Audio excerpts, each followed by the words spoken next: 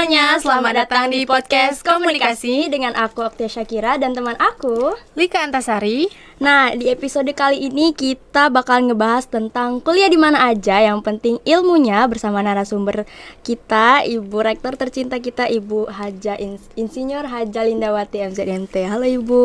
Halo. Selamat datang Ibu, selamat siang. Assalamualaikum warahmatullahi wabarakatuh. Nah, kita sebelumnya mau ngucapin selamat nih Bu buat Ibu yang kembali terpilih menjadi Rektor Universitas Batu Raja periode 2023-2027. Gimana nih Bu perasaan Ibu yang terpilih kembali nih Bu?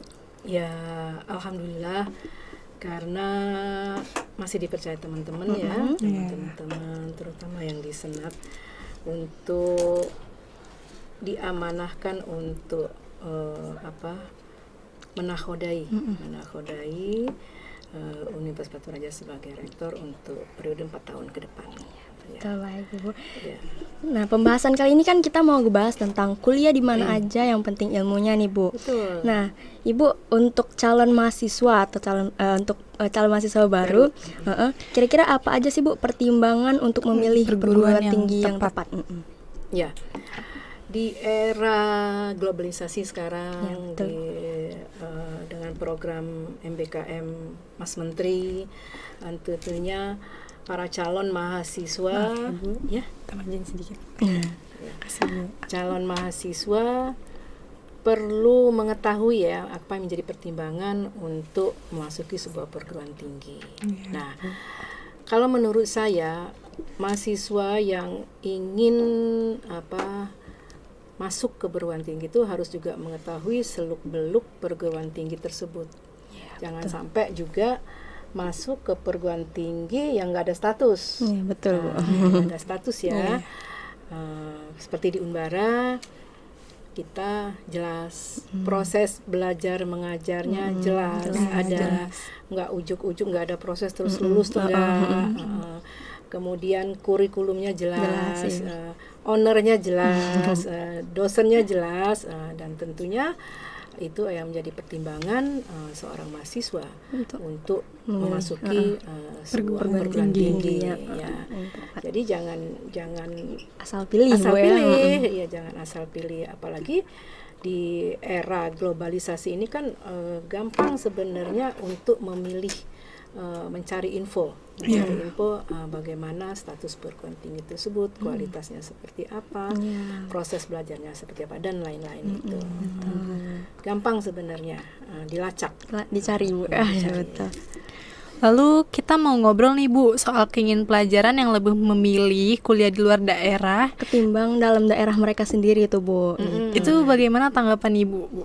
Ya, menurut saya itu memang hak juga ya, hak juga setiap orang, setiap mahasiswa untuk memilih perguruan tinggi yang dia inginkan. Tetapi kalau menurut saya, kalau yang kita ini kan perguruan tinggi swasta, perguruan tinggi swasta, kalau pilihannya mungkin untuk ke perguruan tinggi yang di luar, itu juga persaingannya kan begitu ketat, begitu ketat. Nah, tetapi kalau sama-sama dia perguruan tinggi swasta, menurut saya Unbara itu tidak kalah. Tidak kalah dengan perguruan tinggi swasta yang ada di luar sana. Karena kita kan jaminan kita tuh terakreditasi atau tidak terakreditasi, dan terakreditasi apa? Kalau hanya sama-sama levelnya terakreditasi B, itu semua rata-rata B. Di Unbara itu malah sekarang ada yang unggul, seperti teknologi pendidikan, itu sudah unggul ya Bu? Sudah unggul. Nah itu, dan kita fasilitas juga yang ada di Unbara tidak kalah. Tidak kalah. Nah terus kayak seperti ini nih, di komunikasi kita punya podcast, punya Unbara TV. Di sana, di luar sana, perguruan tinggi swasta belum tentu punya podcast, belum tentu punya Unbara, punya TV, punya lab, yang begitulah. Dan memang itu komitmen kami sebagai pimpinan, juga dengan pimpinan di tiap fakultas, untuk selalu meningkatkan fasilitas yang menunjang keberlangsungan proses belajar mengajar mahasiswa seperti itu. Jadi menurut saya ya dilihat-lihat dulu yang tujuannya tuh kemana gitu, mahasiswa untuk memilih. Dan kalau ada yang di dalam daerah di lokal ini sama statusnya, pilihan prodinya ada, kenapa harus memilih? Kenapa harus jauh-jauh ya Bu ya? Iya. Nah kan sering banyak tuh mahasiswa yang mereka memilih perguruan di luar nih Bu ketimbang di dalam negeri. Tapi kadang ada juga yang nggak lulus kan Bu, entah itu terkendala oleh pilihan orang tua atau mungkin belum rezekinya mungkin Bu masuk situ, akhirnya mereka ikhlas buat memilih masuk ke perguruan si B misalnya nih Bu. Nah kira-kira apa nih Bu kontribusi yang dilakukan mereka supaya bisa membangun maupun meningkatkan citra mereka di kampus tersebut supaya setara, lebih keren gitu Bu dari kampus-kampus yang lain? Apa gitu Bu kontribusi yang bisa di dalam kampus tersebut, yang dibangun dalam kampus tersebut? Ya itu tadi, untuk memilih sebuah perguruan tinggi saat ini syarat ya, paling tidak kalau kita sebagai alumni sebuah perguruan tinggi itu kan mereka juga melihat untuk mencari kerjanya saat ini kan mereka melihat apakah perguruan tinggi itu sudah terakreditasi apa, nah kan gitu. Kalau dia belum terakreditasi, itu kadang masih ragu mahasiswa untuk memilih di prodi tersebut. Tetapi Unbara berkomitmen untuk selalu meningkatkan akreditasi ini. Akreditasi itu kan banyak tingkatannya, banyak syarat-syarat dan banyak prosesnya, proses, banyak kriteria itu semua harus terpenuhi. Alhamdulillah kalau di Unbara ini kan semua sudah terakreditasi dan rata-rata terakreditasi baik, terakreditasi dan ada yang unggul. Nah itu menurut saya yang memang harus kita tingkatkan terus. Kemudian proses belajar mengajarnya sehingga alumni kita akan menjadi jaminan mutu untuk calon mahasiswa memilih, sehingga pada saat dia menjadi alumni mudah untuk mencari pekerjaan. Iya, betul. Ya. Kontribusi mahasiswa baru nih Bu, misalnya pas masuk, supaya kelihatan kayak aku walaupun dari kampus ini tapi tetap keren kok kayak kampus lain gitu loh. Kalian belum tentu bisa kayak aku gitu-gitu. Apa tuh Bu kira-kira yang bisa dijadikan dilakukan? Nah, di tingkat kemahasiswaan kita kan banyak program banyak program, mulai dari di BEM-nya, kemudian hima masing-masing hima di setiap prodi itu, dan kita berkomitmen juga pimpinan itu mendorong, selalu mensupport kegiatan-kegiatan mahasiswa yang bisa mereka berekspresi ya di bidangnya masing-masing.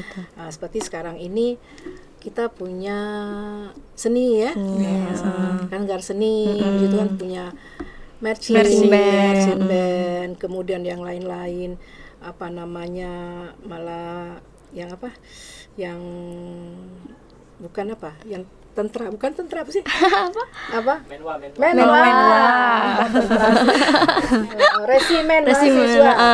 Resimen mahasiswa kan kita punya. Iya, punya. Dan kegiatan-kegiatan bidang olahraga yang senang basket, yang senang panjat tebing, itu semua ada yang betul. Mereka untuk berekspresi dengan hobinya masing-masing gitu. Itu kan bisa kita ada utus kemarin itu sewaktu ada duta gadis kampus. Kita kesini kan pernah dapat 2 predikat malah ya. Juara. Si Junita itu. Itu kita bagaimana kita mendorong pada saat pemilihan itu, sampai saya kalau di FISIP tuh di share ya. Kemarin pas itu saya bilang, "Ibu, ini kurang poin ini. Kita genjot," saya bilang gitu, biar akhirnya dapat fotogenik ya, sama ini pemilihan favorit ya, favorit. Betul. Nah, itu contoh belum lagi yang memang asal dia melapor ya, asal dia melapor ke pimpinan, jadi kita bisa memantau dan kita bisa support penuh terhadap kegiatan. Jadi kan bisa seperti ini kan. Di mahasiswa komunikasi. Di YouTube itu udah banyak sekali enaknya banyak sekali podcast yang kita, malah Kominfo itu belum punya ya podcast punya nggak Kominfo Oku Kayaknya nggak Kayaknya punya, belum. belum punya. Iya, makanya kan kita bisa berbangga lah kalau di misal kampus kita. mau mewawancari tokoh-tokoh Iya, ya, bisa betul. sebenarnya ditawarkan. Diundang. Diundang, misalnya mau mewawancarai Pak Herman Deru misalnya, atau sekarang kan lagi ini ya, bisa saja yang tokoh-tokoh Ya, diundang. Sumsel diundang, dan mereka tentu sangat mengapresiasi kegiatan-kegiatan Nanti kita mahasiswa. coba undang ya Bu ya yang Iya, lainnya untuk datang ke kan podcast Ibu kita. ini, Ibu Ketua PKK ya, Ibu Reni Teddy, senang ya.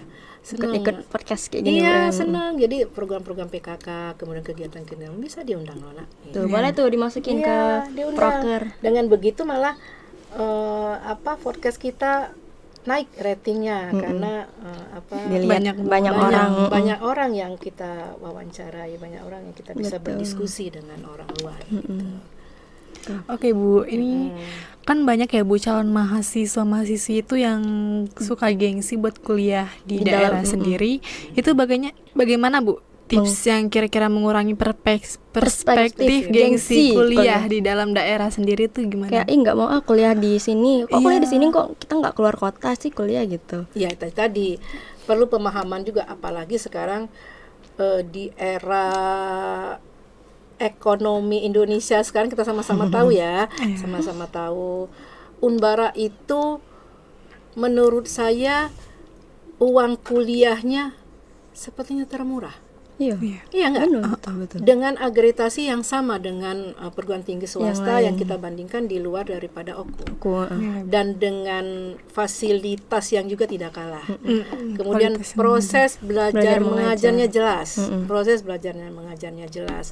Artinya kenapa harus milih keluar menurut saya? Kecuali kalau pilihan prodinya belum ada di sini. Nah, belum ada sini misalnya pengennya nih masuk kedokteran nih saya, Unbara belum punya, boleh lah. Ya untuk berkompetisi di luar atau mungkin pilihan apa dia ilmu-ilmu kesehatan kita memang belum punya. Nah, boleh menurut saya kalau yang sudah ada di prodinya yang ada di Unbara kenapa harus gengsi? Iya. Betul. Toh nanti alumni Unbara tuh luar biasa loh. Terserap di dunia kerjanya, bukan main yang jadi PNS banyak. Ini baru-baru ini yang dari terutama yang dari FKIP ya. Kan P3K itu banyak yang mengurus melegalisir itu tuh karena banyak keterima.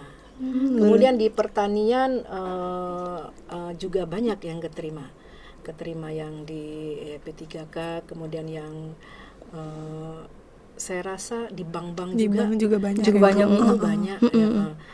Visip juga komunikasi banyak. Apalagi mahasiswa Visip tuh terkenal mahasiswinya cantik-cantik. Nah, kalau menurut Ibu tuh lebih penting kemauan mahasiswa untuk kuliah atau tempat kuliahnya nih, Bu? Ya pastinya keinginan lebih kemauannya. Karena hasil dari itu tergantung sebenarnya kepada diri sendiri.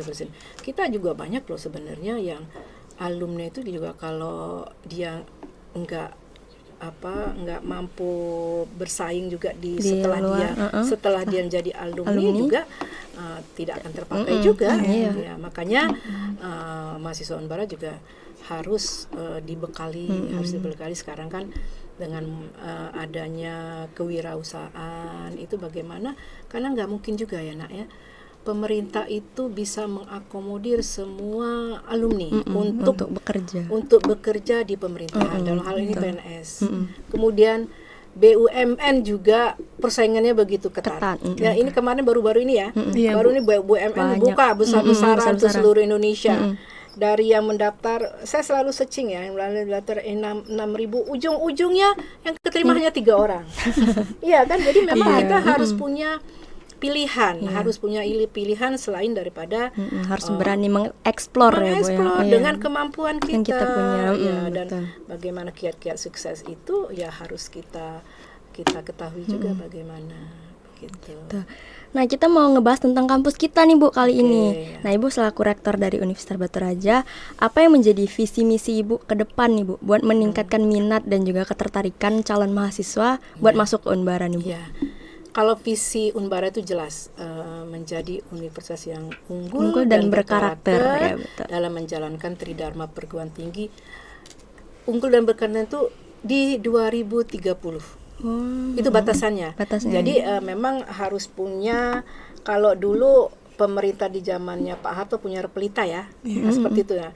Di Unbara juga harus punya poin 5 tahun ke sini, 2021-2006 fokusnya kemana. Jadi 2006 sampai 2030 fokusnya kemana. Nah, jadi memang kita harus berupaya sampai 2030 itu bagaimana menuju universitas yang unggul dan berkarakter dengan melakukan misi-misi dalam sebuah jargon. Pernah kenal nggak dengan jargon Pakam? Pakam tuh kalau nggak salah singkatan ya, Bu, dari Professional Attitude, Knowledge, Acceleration, dan Modern. Bisa tolong dijelasin nggak, Bu, maksud dari jargon kita tuh? Jargon kita tuh kan pertama profesional ya, profesional. Bagaimana Unbara untuk selalu bersikap profesional dalam penyelenggaraan pendidikan. Jadi mulai dari proses belajar mengajar, penelitian dan pengabdian, tendiknya, segala macam itu kita harus profesional. Nah, kemudian attitude kan etika. Nah, bagaimana dosen dan tenaga kependidikan bersinergi, juga mahasiswa tuh.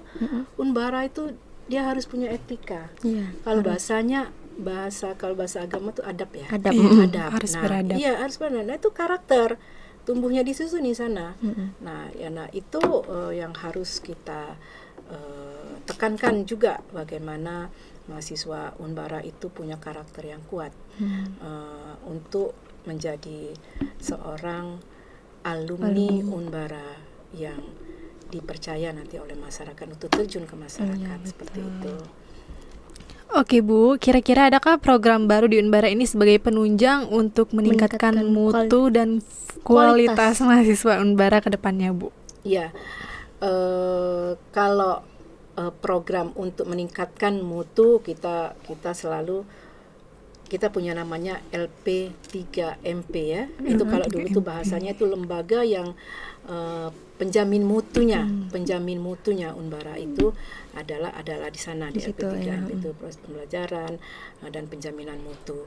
Nah, kan kita punya saat ini juga sedang dilaksanakan untuk evaluasi, MONEV namanya ya, monitoring dan evaluasi. Kemudian program-program lainnya. Kalau keinginan sebenarnya sudah dari 4 tahun yang kebelakang itu, bagaimana alumni Unbara itu punya sertifikat pendamping ijazah di setiap prodi. Nah, ke depan memang harus ini sudah menjadi kebutuhan menurut saya. Yang sekarang ini yang sudah berjalan tuh baru teknik sipil. Teknik sipil tuh dia punya sertifikat namanya keahlian di bidang teknik sipil, dan yang itu berupa sertifikat, ada pelatihannya, ada ujiannya yang dilaksanakan oleh asesor di bidang tersebut. Jadi dia nanti punya sertifikat sebagai pendamping ijazah. Nah, itu akan dilakukan di seluruh prodi. Nah, itu untuk bagaimana kita agar alumni daripada Unbara itu tidak hanya punya ijazah, tetapi punya sertifikat pendamping ijazah. Seperti sampai ke tingkat S2-nya juga. Kita akan lakukan itu. Nah, menurut Ibu seberapa penting, Bu, sertifikat itu untuk dari beberapa prodi itu, Bu? Sangat penting menurut saya. Akreditasi. Akreditasi iya, tapi yang untuk pendamping ijazah itu sertifikat. Jadi sertifikat. Nah, ini dalam waktu dekat untuk program S2 di MEP maupun DMM, langsung pelatihannya itu akan diselenggarakan di Jogja, dan akan mendapat sertifikat dan gelar non akademik yang bisa dicantumkan di nama. Ya, itu untuk kepemimpinan itu. Jadi nanti mendapatkan sertifikat, dan sebenarnya banyak skemnya itu. Skemnya banyak, bisa kewirausahaan, bisa K3 dan memang setiap prodi saya harapkan ke depan mempunyai mempunyai untuk syarat kelulusan agar ada kekuatan atau tambahan pegangan selain daripada ijazah. Waktu saat mereka akan melamar kerja bahwa saya punya sertifikat keahlian di bidang ini. Misalnya keahlian di bidang perbankan bisa dilakukan oleh fakultas ekonomi. Seperti itu. Dan setiap prodi kalau bisa terlaksana. Unbara sendiri Bu, ada nggak keinginan buat nambah fakultas nih Bu kira-kira? Ini kita sedang proses itu hukum bisnis. Hukum bisnis karena sebenarnya memang hukum itu sudah dinanti-nanti ya. Tapi selama ini memang media moratorium. Moratorium artinya prodi tersebut ditutup sementara oleh pemerintah. Nah, kemarin kami lihat untuk hukum bisnis dibuka dan kita cepat-cepat untuk mulai masuk dulu ke dalam sistem, melengkapi syarat-syarat dan tolong doanya mudah-mudahan lancar, semoga terjalankan. Hukum bisnis bisa dalam waktu dekat bisa dibuka kembali. Iya. Berarti itu masuk ke prodi FISIP ya? FISIP ya, Bu? Ya, nanti mungkin nanti kalau dia hukum bisnis itu prodinya buka, fakultasnya bisa bukan hanya FISIP, mungkin fakultas ilmu politik dan hukum. Seperti di teknik kan dulu informatika masuk ke teknik kan. Dulu kan cuma hanya fakultas teknik. Sekarang fakultas teknik dan komputer karena informatika masuk di fakultas teknik. Mungkin nanti kalau hukum bisnis buka, nanti FISIP dan hukum bisa fakultasnya, prodinya tetap hukum bisnis gitu. Selain itu ada nggak Bu hal lain yang menjadi nilai plus dari Universitas Batu Raja kita ini Bu? Nilai plusnya selain yang diceritakan selain daripada akreditasi, selain daripada kegiatan-kegiatan mahasiswanya yang prestasi yang mahasiswa, kemudian dalam waktu ke depan juga berbagai prodi itu diharapkan bisa untuk mendapatkan sertifikat pendamping ijazah. Nah, yang plusnya ini saya harapkan kita punya lembaga bahasa. Lembaga bahasa itu udah semester berapa sekarang, Nak? Semester 3. Jadi belum masuk yang TOEFL ya? Belum. Jadi itu nanti syarat kelulusan. Syarat kelulusan kita ada TOEFL. Dan memang diharapkan lembaga bahasa ini untuk meningkatkan akreditasinya sehingga bisa bukan mempermudah, Nak. Masyarakat tuh bisa menggunakan lembaga bahasa untuk tes TOEFL. Nah, sekarang kan rata-rata syarat ya kalau misalnya masuk untuk bekerja kan, atau yang untuk perguruan tinggi negeri dia seperti kedokteran itu ada syarat TOEFL itu, syarat TOEFL. Kemudian yang masuk S2, yang untuk melanjut sekolah S3 itu kan punya TOEFL. Nah, kalau lembaga bahasa itu diakui akreditasinya untuk melaksanakan tes TOEFL itu yang orang luar bisa, itu kan suatu plusnya juga, nilai plus juga bagi Unbara ya Bu ya. Kemudian juga dan yang lain-lain itu diharapkan juga kita untuk selalu bersinergi dengan perguruan tinggi lain dengan melakukan kerjasama baik di bidang penelitian, pengabdian dan tentunya tridamar perguruan tinggi khususnya. Banyak nih Bu pelajar yang mungkin mau kuliah tapi terkendala sama ekonomi keluarga gitu Bu. Nah, di Unbara ada kan Bu program untuk membantu pelajar itu untuk bisa masuk ke perguruan tinggi. Ada ya Bu. Kalau dulu sekarang itu bahasanya KIP kuliah. Kalau dulu bidik misi. Nah, itu suatu program pemerintah yang untuk mengakomodir generasi muda yang dari kalangan tidak mampu secara finansial, tetapi dia mampu secara akademik. Tetap harus mampu secara akademik. Nah, itu diakomodir dengan program KIP kuliah ya Bu di Unbara. Jelas di Unbara sudah ada ya Bu gitu. Ada, sudah malah kan yang sudah ada yang alumni. Sudah banyak yang alumni dari KIP ya. Alhamdulillah. Unbara udah bisa memberikan dukungan nggak Bu untuk alumni-alumni di luar sana untuk membangun, merancang stabilitas karir mereka yang mereka tuh punya keahlian yang mumpuni gitu Bu? Kita punya yang namanya CDC ya. CDC itu Development Career Center. Nah, itu memang diharapkan para alumni itu mendaftarkan data mereka sejauh mana mereka terserap di dunia kerja. Nah, itu sangat penting menurut saya karena kalau tidak ada laporan daripada alumni, kita nggak tahu juga serapan dari alumni kita di dunia kerja itu seberapa persentasenya sebenarnya. Misalnya di pemerintahan berapa, di perusahaan ini berapa, di BUMN berapa, dan atau yang bisa mandiri itu berapa, dan itu diharapkan. Dan itu tentunya Unbara dengan adanya ikatan alumni Unbara, ya mudah-mudahan ini nanti tahun 2024 Unbara berusia 1/4 abad. Jadi 25 tahun. 25 tahun, 1/4 abad, dan kita ada rencana juga untuk temu alumni akbar ya. Temu besar-besaran dari mulai angkatan pertama sampai yang terakhir di 25 tahun 1/4 abadnya berdirinya Unbara, kemudian kegiatan-kegiatan yang spektakuler lah. Saya sudah Pak Wakil Rektor 1 sudah berkoordinasi. Disnatalis di Nasnatalis yang ke-25 itu 1/4 abad akan ada reuni akbar, dan di situ juga kita saling bersinergi dengan para alumni yang memang sudah bekerja. Kemudian tentunya tetaplah pasti ada dorongan bahwa mereka alumni dari keluarga besar daripada dukungan ya Bu ya. Gitu. Oke, dari Ibu sendiri itu ada nggak pesan buat mahasiswa Unbara ini Bu?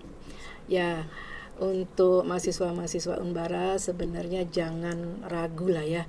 Jangan ragu, apalagi yang sudah masuk ya, untuk rajin-rajin kuliah.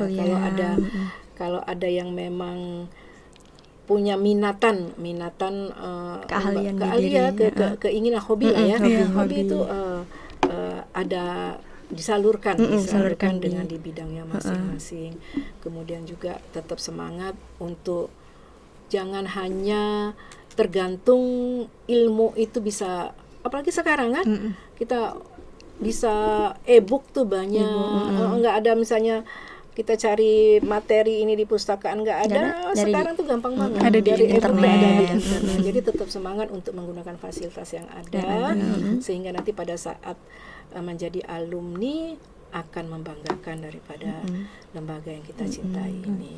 Terakhir nih Bu, pesan buat para pelajar yang nantinya bakalan segera masuk ke dunia perkuliahan, apa tuh Bu pesannya kira-kira? Pesannya tadi itu jangan lihat tempatnya, tapi lihat ilmunya. Lihat ilmunya, kualitasnya. Dan Unbara tidak akan kalah dengan kualitas dibandingkan sama baik kampus di luar sana. Kampusnya jelas, dosen-dosennya jelas, kurikulumnya jelas, statusnya juga jelas. Gitu. Baiklah, mungkin segitu dulu guys teman-teman yang bisa kita bahas bareng Ibu. Ibu terima kasih banyak sudah nyempetin waktunya buat mampir ke lab komunikasi kita. Podcast-podcastnya. Jangan lupa Bu, say hi Bu. Halo. Terima kasih Bu. Assalamualaikum. Jangan lupa like dan komen.